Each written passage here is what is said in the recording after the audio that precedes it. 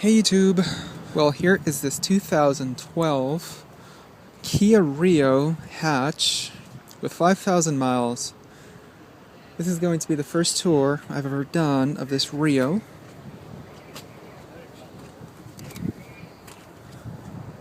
can see the back end. Ew. You can see it says GDI, gas direct injected. This is the EX trim. I'll walk around the car again. You can see the interior, all black.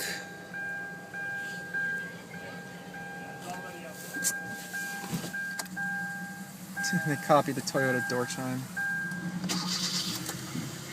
The same startup from Hyundai of 2001. Starts up like a car from the 1970s, see? I know I get grilled when I say that. Anyways, let's get around and talk about comfort. When it comes to legroom, the Rio offers lots and lots and lots of it. You can see I had the seat all the way back and I could barely hit the pedals. Yeah, I have to have it up quite a bit. Thigh support is a bit on the awful side. I'm 6'1". Would have liked more thigh support. Having it lowered all the way down is what helps basically. But the seats are comfortable overall. The bottom section of the seat is a bit on the firm side. Doesn't feel too cushiony. But the backrest is nicely bolstered on the sides. So yeah, backrest comfort is pretty good. Anyways, let's talk about interior quality. The dashboard, the entire thing is all hard touch.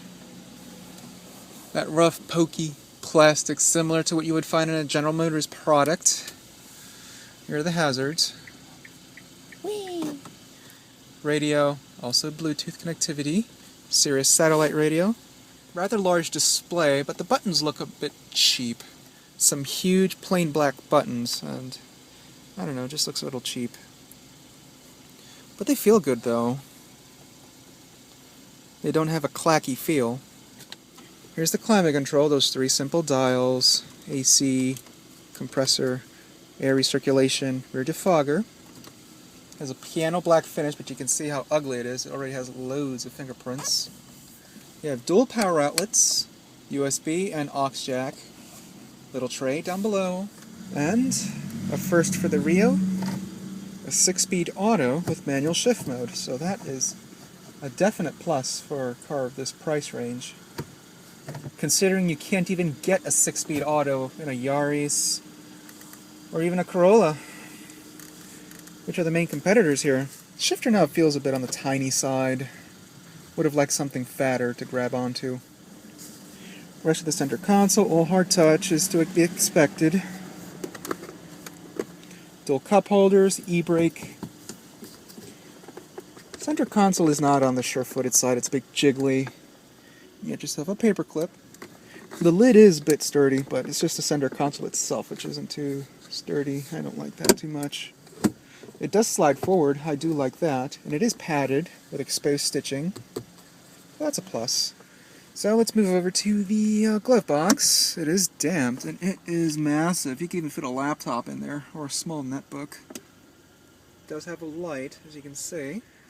It does have a slight sharp edge, but it's not too bad. Doesn't shut too evenly, though. Uneven. So here's the steering wheel. It is nicely thick, but it's all bare. It's not leather wrapped or anything. You have radio controls, hands-free controls, trip computer reset. You can see how everything fluctuates, but you can also get your outdoor temperature, average MPGs, and such. Again, hands-free controls here. Cruise control, steering wheel, tilts and telescopes, and it is damped. It is quite hard to telescope it though, you really have to give it lots of effort to push it back in, or at least it is the case in this car.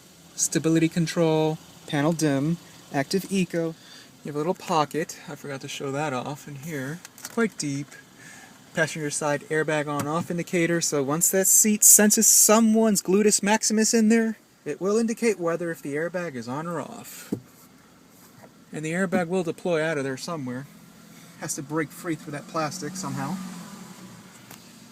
Headliner feels like cardboard coated with a napkin or a paper towel, not padded at all. Well, somewhat, but it's not plush whatsoever. There's the sun visor with its mirror. No vanity light. It's not plush either. It is quite sturdy though. It doesn't feel like it's going to break off or anything. Here's the passenger side, same deal, only a mirror. No vanity light. You only have a trio of oh shit handles and they are not damped at all. They just slam right back up. Echo. Yee. Lots of fun with that. So the interior is quite good. Everything is nice and tight, as you can see. Just that area of the glove box, which doesn't fit evenly. And you can't really feel anything that can really detach so easily. Even the cover here, the knee cover, nicely tight, and you could feel a screw in there. So yeah, not going to detach so easily here. And get a better idea. It's a bit dark, it's very cloudy. It's going to be so nasty in a moment. Here are the headlamps. Instrument speed wipers. You saw the key fob right there, I forgot to show that off. Everything is integrated into the key. The door panel, everything is all hard touch. The entire thing even down below to the door pocket. You have your power windows. Driver window does go down automatically. Does not go back up though, automatically. Window lock, door locks, power door locks, power mirrors. Only this section here is somewhat soft touch, slightly padded with this vinyl, so it's not too bad. So that's a plus. And this section here, it feels like a rubbery finish. Unlike over here where it's slippery, but over here, your finger grips right onto it. Fuel filler lid dislatch, and obviously this is the manual adjustments to the seats. Down, up. It's up in the hood. There's a fuse box in there. With a little bump, it will fly off, in my opinion. Comes right off effortlessly. So let's take a look at the back seat. I had the seat adjusted to where I would have liked it. As you can see. Lower section of the seat is quite plush, probably softer than the front seats, believe it or not. No armrest at all. You only have an oh shit handle and just the lighting fixture. The seats do fold down. Again, in order for these seats to fold down with a tall driver, you need to remove these headrests. Or if you're a short driver, you don't have to worry about a thing. You can see you'll have a flat floor, or almost flat floor once you do fold it. Again, that pin right there. Materials carry over into the back seat when it comes to the door panel. Nothing changes. You have a little cup holder there for water bottles. And amazingly, they actually carried over the soft touch armrest, nicely padded here. Bravo, Kia. You nailed it. Most cars actually jip you with qualities there. As you can see, it's an electric button, just tap right there, and the latch will kick in. Has its cargo cover connected to the lift gate. Lifts right up as you lift it. Has some pockets to the side. Has its cargo light. No spare tire. Pooey! That's such a huge necessity. It's not supposed to be an option. It also has a little compressor. They spend money on the compressor, which costs more than a spare tire. I don't know. What a business. So you can see, the rear end looks quite sleek.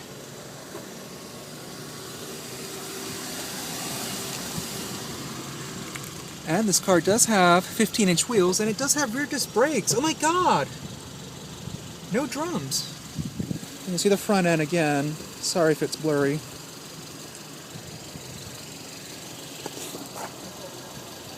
Should be Hyundai's familiar 1.6 liter gas direct injected engine. It's still overhead cam, obviously.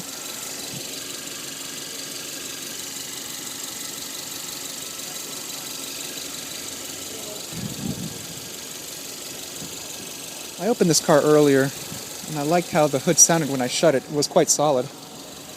It has a slight echo to it, but it doesn't feel wallowy. It sounded quite solid overall. All the lines are nice and even. the antenna on the roof like a mouse tail or a doggy tail. Little waggy. Happy. So let's get to revving this Rio.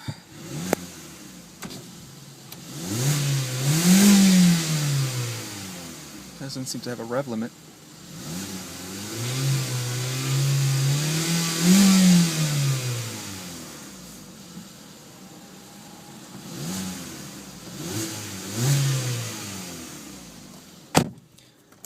What I do find is lots of the engine noises really intrude into the cabin. Watch.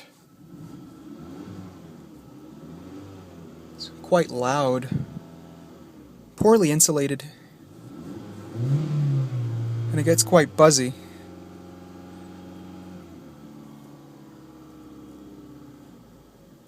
I really dislike that.